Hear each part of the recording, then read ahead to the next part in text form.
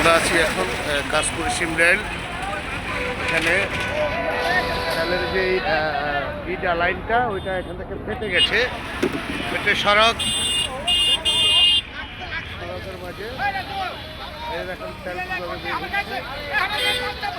শত শত লোক লুট মনে করে নিয়ে যাচ্ছে। কি করার আছে?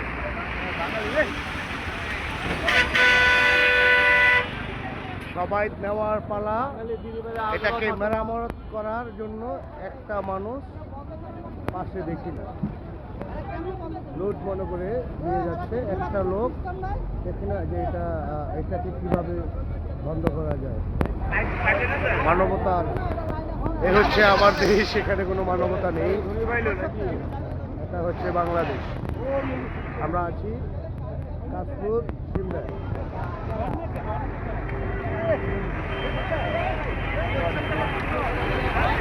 হচ্ছে সড়ক।